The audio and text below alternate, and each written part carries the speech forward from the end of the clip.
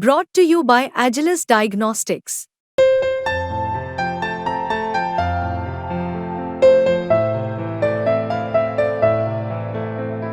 Agilus Diagnostics.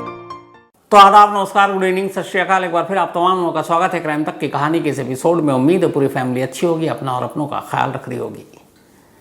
इसी महीने की 15 जुलाई को थाईलैंड की राजधानी बैंकॉक से एक ऐसी मर्डर मिस्ट्री की कहानी सामने आई है कि उसमें दुनिया की एक साथ कई एजेंसियां जांच में जुट गई, जिसमें अमेरिका की FBI भी शामिल है। क्योंकि मामला ही कुछ ऐसा है। पहले ऐसा लगा कि कहीं जो बैंकॉक है उसकी राजधानी, मतलब बैंकॉक के अंदर ये जो एक कमरे के अंदर जो कुछ हुआ वो दिल्ली का बुराड़ी का रिपीट तो नहीं है। आपको याद होगा, दिल्ली की बुराड़ी में एक घर में एक साथ 11 लाशें मिली थी। लेकिन अब बुराड़ी बैंकॉक तक पहुंच जाए ऐसा लगता तो है नहीं, लेकिन क्राइम में कुछ भी हो सकता है। तो पहले पूरी कहानी समझ लीजिए, फिर पहले आप सुलझाइए, हम भी मिलकर सुलझाते हैं। बाकी एजेंसियां तो सुलझा ही नहीं। बात 15 जुलाई की है, मंडे का दिन था और 15 जुलाई को बहुत ही नामी होटल बैंकॉक के ग्रैंड हयात एरेबिन होटल में अलग अलग 5 लोग चेक इन करते हैं। इनमें से जो मेन चेक इन सबसे पहले किया वो थी शेरोलिन चोंग। ये अमेरिकन सिटीजन थी। ये इस ग्रैंड हयात होटल के रूम नंबर 502 में चेक इन करती हैं। नामी होटल है ये, बहुत ही पुराना, शानदार। उसके बाद थोड़ी देर के बाद उनके एक साथी, वो भी एक अमेरिकन सिटीज़न, वो भी इसी होटल में चेक इन करते हैं, मिस्टर वैन। ये दोनों US सिटीज़न थे। तो मिस्टर वैन और मिस चोंग, ये दोनों होटल के अलग अलग रूम में चेक इन करते हैं। मिसेस चोंग जो थी वो रूम नंबर 502 में थी। उनके चेक इन करने के कुछ देर के बाद 3 और लोग इसी होटल में चेक इन करते हैं।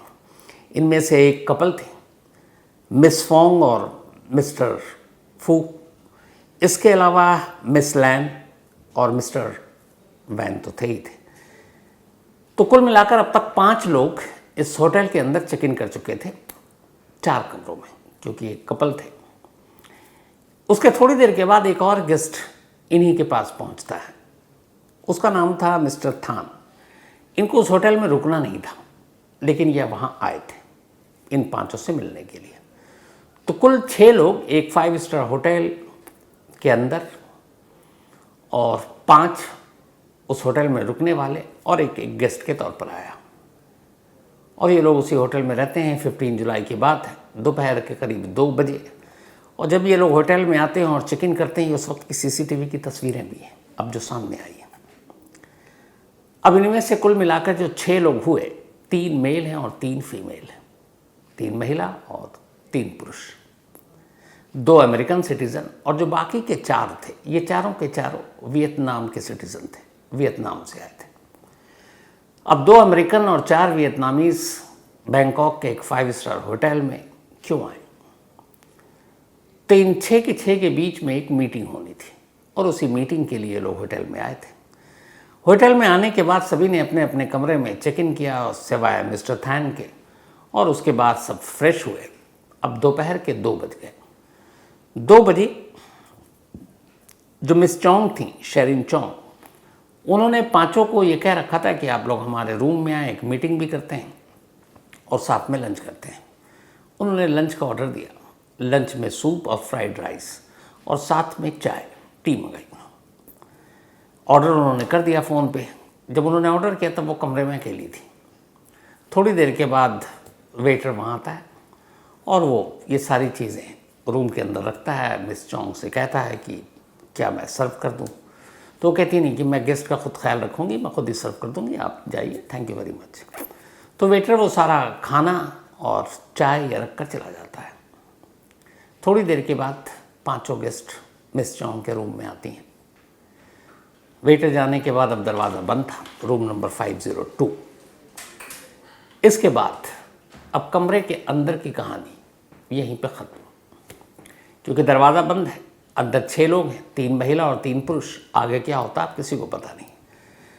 15 जुलाई की दोपहर 2 बजे ये लंच सर्व किया गया था और इन लोगों को नेक्स्ट डे, मिस चोंग को ख़ास तौर पर, इन्हें चेकआउट करना था, बाकी गेस्ट को वहाँ रहना था। उन्होंने साइट सीन के लिए गाइड, बाकायदा गाड़ी, ये सब हायर कर रखी थी।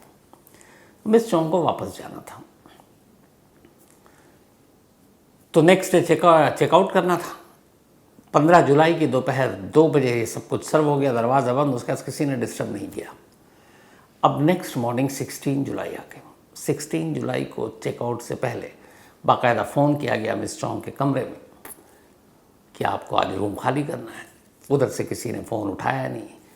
फिर हाउसकीपिंग के लोग गए, उन्होंने डोरबेल बजाया, किसी ने खोला नहीं। जब काफ़ी देर हो गई तब होटल वालों को थोड़ी फिक्र हुई। उन्होंने कहा पता नहीं क्या बात है, चलते हैं। फिर मैनेजर मास्टर की के साथ बाकी स्टाफ के साथ रूम नंबर 502 मिसेस चोंग के कमरे में का दरवाज़ा खोलकर अंदर दाखिल होता है, और जैसे ही अंदर दाखिल होता है सभी बदहवास। दरवाज़ा खुलते ही दरवाजे से कुछ कदम की दूरी पर एक आदमी औंधा पड़ा हुआ है।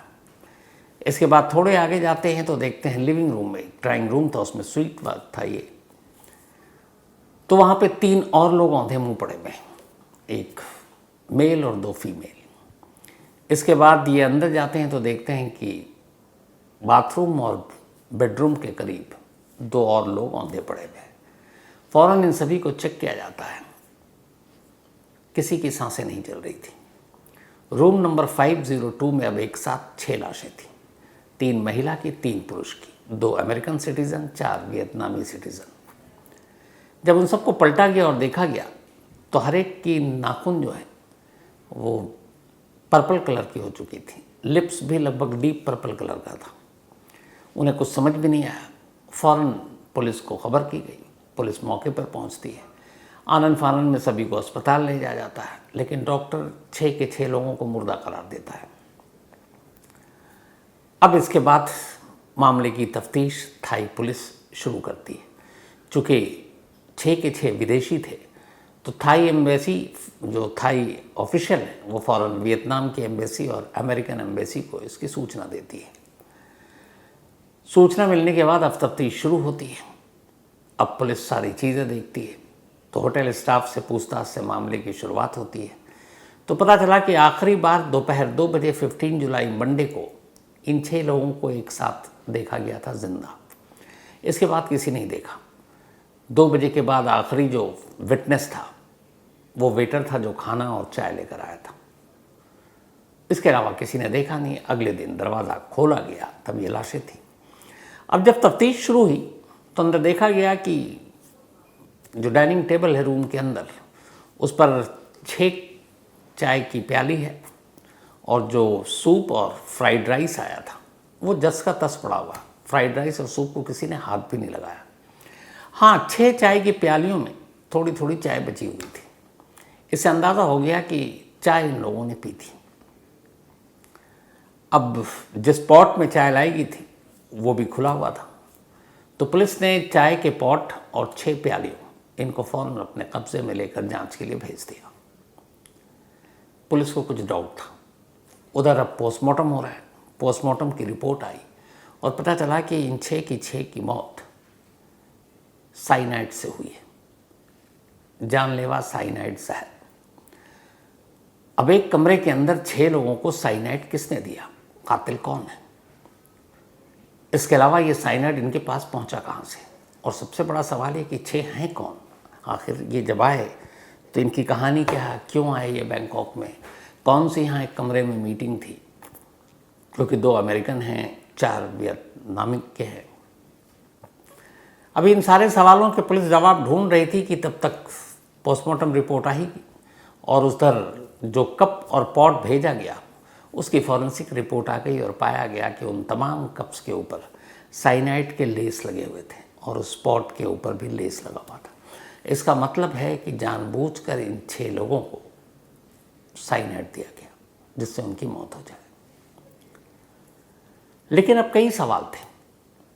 आखिरी वेटर सीसीटीवी फुटेज में ये लोग आखिरी बार देख रहे हैं। उसके बाद जिस फ्लोर पे 5th फ्लोर पे ये रूम था 502, वहाँ के सीसीटीवी फुटेज को देखा गया तो पता चला कि उस रूम में मंडे 15 जुलाई दोपहर 2 बजे के बाद कोई भी नहीं आया। वेटर खाना देकर गया, उसके बाद एक एक कर वो 5 गेस्ट आए जिनकी लाशें अंदर थी, और उस रूम में पहले से मिसेस चोंग थी। तो यही 6 लोग थे और इन 6 की लाशें मिली। वेटर के अलावा फिर अगले दिन सुबह तक उस रूम की तरफ कोई नहीं गया, क्योंकि उस कॉरिडोर को सीसीटीवी कैमरा पूरी तरह से कैप्चर कर रहा था। तब ये क्लियर हो गया कि अंदर 6 लोग, और ये जो कुछ हुआ कमरे के अंदर हुआ। तो पहला सवाल यही था कि क्या इन 6 लोगों ने सामूहिक जान दे दी, क्योंकि बाहर से किसी के आने का तो कोई तुक ही नहीं है, कैमरा भी दिखा रहा है कि कोई आया नहीं। तो पहला तो यही है कि क्या ये दिल्ली वाला बुराड़ी जो है ये बैंकॉक में हो गया। लेकिन फिर सवाल ये था कि कई चीज़ें जब तफ्तीश में सामने आई कि इनमें से कुछ गेस्ट ऐसे थे जिनकी अगली मॉर्निंग साइट सीन पे जाना था, कुछ को पटाया बीच जाना था, कुछ ने गाड़ी बुक कर रखी थी, किसी ने गाइड को हायर कर रखा था। तो जो लोग प्लानिंग करके आए हुए हैं कि उन्हें अगले और 2 दिन बाद तक क्या करना है, तो वो अचानक क्यों अपनी जान देंगे। अब यहाँ से सवाल शुरू हुआ। तो खैर इस दौरान में इन 6 की लोगों की कुंडली निकाली गई। जब कुंडली निकाली गई तो पूरी कहानी कुछ यूँ अभी सामने आई कि इनके आने का मकसद क्या था, जो सवाल के जवाब पुलिस तलाश रही थी। तो जो शर्लिन चोंग थी और इनके साथ मिस्टर वैन, ये दोनों अमेरिकन सिटीजन रह रहे थे ये लोग जापान में, और इनका अपना एक बिजनेस था। और मिस चोंग जापान में एक हॉस्पिटल खोलना चाहती थी, और उस हॉस्पिटल के लिए काफ़ी काम हो गया था। उन्होंने बहुत सारे इन्वेस्टर को ढूंढे, कुछ इन्वेस्टर मिले, और उनमें से 2 इन्वेस्टर जो थे वो वियतनाम के थे, बड़े इन्वेस्टर। और ये इन्वेस्टर जो थे, जो हस्बैंड वाइफ उस होटल में ठहरे हुए थे, married couple, miss Fong and miss Thang, ये दोनों थे। और इन दोनों ने शेरिन चोंग को $4 लाख अमेरिकन डॉलर इन्वेस्ट किया था इस हॉस्पिटल के लिए, $4 लाख। इसके अलावा जो और उसमें वियतनाम के लोग ठहरे हुए थे जो उस दिन आए थे, उन्होंने भी इन्वेस्ट कर रखा था। उन्होंने चोंग को इस हॉस्पिटल के लिए पैसे दिए थे। लेकिन पैसे देने के काफ़ी वक्त के बाद भी हॉस्पिटल का काम उतनी तेज़ी से बढ़ नहीं रहा था। बीच में कोरोना आया, बहुत सारी चीज़ें आई, और वो प्रोजेक्ट सक्सेसफुली आगे बढ़ नहीं रहा था। तो ये हुआ कि अब दबाव आना शुरू हो गया कि भाई आपका प्रोजेक्ट तो आगे बढ़ नहीं रहा, हमारे पैसे लौटा दें। मिस चोंग कह रही नहीं, काम कर रहे हैं। तो इस चक्कर में इन दोनों हस्बैंड वाइफ ने एक कोर्ट केस कर दिया और कहा कि हमें पैसे नहीं लौटा रहे। तो जो शेरिन चोंग है, उन्होंने कहा हमारा ऐसा मकसद और नियत है नहीं, हम आपके पैसे लौटा देंगे। तो मिलते हैं और मीटिंग करते हैं। तो फिर ये हुआ कि इस कोर्ट केस के बाहर चलकर out of the court settlement करते हैं और एक मीटिंग करते हैं, उसमें सारे इन्वेस्टर को क्लियर कर देंगे। तो ये वाकई ठीक है। तो कुल 5 इन्वेस्टर थे, जिनमें से एक छठा मिस्टर थान था जो उस होटल में ठहरा नहीं था, वो कहीं और ठहरा था।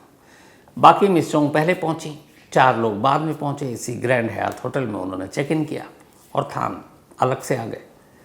अब 6 लोगों की मीटिंग इसी ग्रैंड हयात होटल में होनी थी, और इस मीटिंग के दौरान इन्वेस्टर के पैसे और फ्यूचर का जो भी एक्शन था वो सब तय होना था। तो पहले ये मीटिंग होनी थी जापान में, लेकिन जापान में इसलिए नहीं हो पाई कि जो वियतनाम के इन्वेस्टर थे उनको जापानी वीज़ा लेने में प्रॉब्लम आ रही थी। तो फिर ये हुआ कि जापान नहीं तो किसी न्यूट्रल जगह पर चलते हैं। तो कहा गया बैंकॉक नज़दीक है। जो वियतनामी थे उन्होंने कहा हम भी थोड़ा घूम लेंगे। तो फिर तय हुआ कि चलो थाईलैंड चलते हैं। तो उसके बाद 15 जुलाई इस मीटिंग की तारीख तय की गई, और अलग अलग सभी लोग उस होटल में पहुंचते हैं, और दोपहर 2 बजे इस मीटिंग की पहली शुरुआत होनी थी। शर्लिन चोंग के रूम नंबर 502 में लंच के लिए उन्होंने सारे इन्वेस्टर को अपने कमरे में बुलाए थे, और यहीं पहली मीटिंग होनी थी।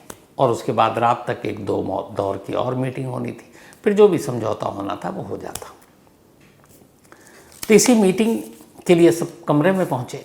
मिस चोंग ने खाने का ऑर्डर दिया, फ्राइड राइस और सूप और साथ में चाय। सभी लोग आते हैं, दरवाज़ा बंद, और उसके बाद 6 लाशें। अब ये कहानी सामने आ गई पूरी। अब जब ये कहानी आई तो फिर होटल के स्टाफ से पूछा गया, तो उन्होंने कहा जब शर्लिन चोंग आई थी यहाँ पे तो थोड़ी सी नर्वस थी, उनकी बॉडी लैंग्वेज बड़ी अजीब थी। लेकिन फिर अचानक उन्होंने दोपहर को अपना ड्रेस बदला और बड़ा रंग बिरंगा कलरफुल उन्होंने कपड़े पहने।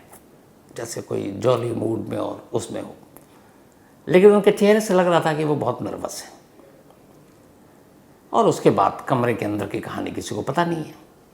फिर ये हुआ कि यहाँ कोई और तो नहीं था ऐसा जो आना था जिसको, या पर्दे के पीछे। तो पता लगा कि एक 7वें शख्स को भी यहाँ आना था, लेकिन वो 7वां शख्स पहुँचा नहीं। अब उसकी जब छानबीन की गई तो पता चला कि उसका कोई मर्डर से लेना देना नहीं है, इन 6 लाशों से कोई लेना देना नहीं है, क्योंकि वो आया ही नहीं और उसकी कुछ जेन्युइन जो इश्यूज थे वो क्रॉस चेक कर लिया गया।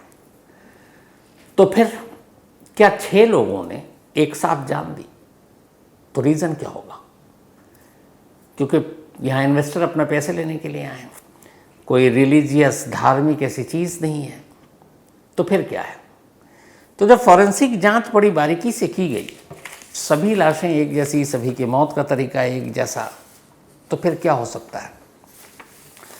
तो फिर ये पता चला कि जो वेट्रेस और वेटर अलग अलग 2 लोग थे जिनको ऑर्डर दिया गया था, उनसे जब बातचीत हुई तो उसे बड़ा अजीब बिहेवियर लगा था जब उसने चाय और खाने का ऑर्डर दिया और फिर वो उसके दरवाजे पर लेकर आए शैलिन चौंग के। और इससे पहले जब वो होटल में उन्होंने चेक इन किया था तो उस वक्त चेक इन के बाद उन्होंने अपने लिए एक चाय मंगाई थी, तब वो बाकायदा अंदर आई, उन्होंने कहा चाय बनाकर मुझे पिला दो, तो उसने सब कुछ खुद किया। लेकिन जब दूसरी बार उन्होंने मंगाया तो अंदर सिर्फ खाना और चाय रखने के बाद उन्होंने कहा कि आप जाओ, हम खुद सर्व करेंगे गेस्ट को। और जबकि गेस्ट पीछे पीछे चले आ रहे थे थोड़ी देर में। तो जिस वक्त ये खाना और वो रखा गया उस वक्त रूम में चौंग अकेली थी, कोई गेस्ट नहीं था।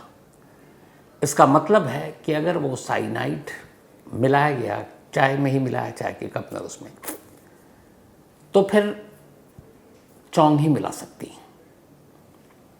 अब चौंग क्यों? तो बाकी इन्वेस्टर की फाइनेंशियल हालत, उनकी जो प्लानिंग, सभी ने प्लान कर रखा था कि अगले दिन क्या क्या करना है। सिर्फ इकलौती शैलिन चौंग थी जिन्हें नेक्स्ट डे चेकआउट करके और वापस जाना था। बाकी के 5 लोगों को वहीं कुछ दिन और गुजारने थे, छुट्टियां मनानी थी। तो अब उनकी जो रूटीन थी और बाकी की रूटीन अलग। रूम भी मिस चौंग का, वेटर को भी उन्होंने रख कर बाहर कर दिया, और उस बीच में जो वक्त मिला, बहुत मुमकिन है उसी वक्त में उन्होंने साइनाइड का ये सब कुछ कर दिया। लेकिन फिर मोटिव क्या है? तो थाई पुलिस की माने तो मोटिव यही था कि वो बहुत ज़्यादा डिप्रेशन में आ गई थी इस प्रोजेक्ट के फेलियर होने से, और उसके अलावा जो इन्वेस्टर का इतना पैसा उनके ऊपर था, अराउंड 8 या 9 लाख डॉलर सिर्फ इन 5 का, बाकी छोटे मोटे और थे। तो उन्हें मालूम था कि ये प्रोजेक्ट अब सक्सेसफुल होगा नहीं, और इनको पैसे कहाँ से लौटाएं? ऊपर से कोर्ट में केस है, अगर आज समझौता हुआ नहीं तो फिर जेल जाना पड़ेगा।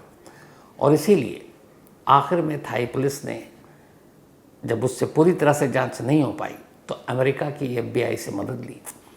फेडरल ब्यूरो ऑफ इन्वेस्टिगेशन की टीम पहुंची थाईलैंड। वहाँ जाने के बाद उन्होंने 6 के 6 कैरेक्टर का पूरा प्रोफाइल को खंगाला, रूम को पूरा उन्होंने रिक्रिएट किया, और वो जो साइनाइड मिला उन सारी चीज़ों को देखा। और आखिर में लगभग 10 दिन तक इसके पीछे पहले ये भी आया कि कहीं किसी जासूस या जासूसी एजेंसी का हाथ तो नहीं है, लेकिन वो सब बकवास निकली।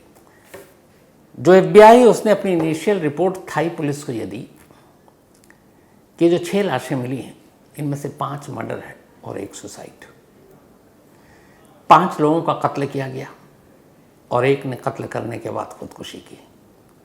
और जो 5 कत्ल हुआ था उनमें से 4 वियतनाम के थे, 1 अमेरिका का, और जो कातिल थी वो कोई और नहीं बल्कि शैरिन जोंग थी। वही शैरिन जोंग जिसको हॉस्पिटल खोलना था और जिसने इन्वेस्टर से पैसे ले रखे थे। FBI ने अपनी आखिरी ये रिपोर्ट थाई पुलिस को दी। इसके बाद थाई पुलिस ने ऑफिशियली ये माना कि इसमें थाईलैंड के किसी गैंग माफिया का कोई हाथ नहीं है, ये किसी जासूसी एजेंसी का हाथ नहीं है, बल्कि एक पर्सनल मैटर था 6 लोगों के बीच, इन्वेस्ट और इन्वेस्टर को लेकर। और इन 6 में से 5 मर्डर था, 1 कत्ल था। जो उन्हें ही साइनाइड के लिए सारे को चाय के कप पे और उसमें मिला कर दिया, और जब वो सब एक एक करके मरने लगे तो फिर जोंग ने खुद वही साइनाइड वाली चाय पी। कहते हैं कि इनमें से एक की जब पहली तबीयत बिगड़ने लगी तो वो गिरता पड़ता रेंगता हुआ दरवाजे तक जा रहा था ताकि वो अलर्ट कर सके होटल स्टाफ को और बाकी लोगों को जान बचा सके। लेकिन वो दरवाजे से 3 कदम पहले ही हाथ पैर उसका ढीला पड़ गया, वो वहीं गिर गया। 1-2 लोग बाथरूम की तरफ भागे कि शायद वॉमिट करें या कुछ करें, लेकिन वो उससे पहले गिर गए। 2 लोग वहीं जहाँ पे खाना था वहीं पे पड़े हुए थे। एक बेडरूम की तरफ मिस चोंग की लाश थी। तो जो बाकी लाशों की पोजीशन थी और जो चोंग की लाश की पोजीशन थी, उससे भी ये इस नतीजे पर पहुंचा गया कि कातिल वही थी। क्योंकि बाकी जो जहाँ बैठा हुआ था, या तो फिर उनमें से जो कुछ लोगों ने कोशिश की तो दरवाजे की तरफ या फिर बाथरूम की तरफ। इकलौती चोंग थी जो अपने बेडरूम की तरफ थी। यानी जब उन्होंने 5 को देख लिया कि अब ये मर गए, तो फिर बड़ी तसल्ली से उन्होंने चाय उठाई और उसके बाद वो पी और अपने बेडरूम की तरफ गई। तो एक अफसोसनाक कहानी, इन्वेस्टर के पैसे न लौटाने और एक प्रोजेक्ट के नाकाम होने के लिए एक ऐसी प्लानिंग जो कई देशों को छोड़कर बैंकॉक में जो मीटिंग रखी गई, फिर अमेरिका से वो आती हैं, वियतनाम से बाकी को बुलाती हैं और एक कमरे में 6 लाश मिलती है और आखिरकार इन 6 लाशों में से पुलिस ढूंढ निकालती है कि इन लाशों के बीच में वो मुर्दा कातिल कौन है। वो मुर्दा कातिल शर्लिन चोंग थी। तो ये थी आज की कहानी ख़त्म करूं उससे पहले वही अपना सिलसिला। आज नव्या, हैप्पी बर्थडे नव्या बेटा, हमेशा अच्छे रहो, खुश रहो। और ये संजय सिसोदिया साहब की बिटिया हैं। संजय साहब सऊदी में काम करते हैं, अभी हाल में दिल्ली आए थे, उनसे मुलाकात भी हुई थी, मैंने आपको बताया भी था। बहुत ही अच्छे इंसान है ये तो। और ख़ास तौर पर नव्या के बर्थडे के लिए ये इंडिया आए हुए हैं, शायद 4 को लौट भी जाएंगे। तो वंस अगेन हैप्पी बर्थडे नव्या, खूब पढ़ो लिखो, माँ बाप का नाम रोशन करो। इसके अलावा अर्श अजहान, इनका भी आज बर्थडे है। हैप्पी बर्थडे अर्श अजहान।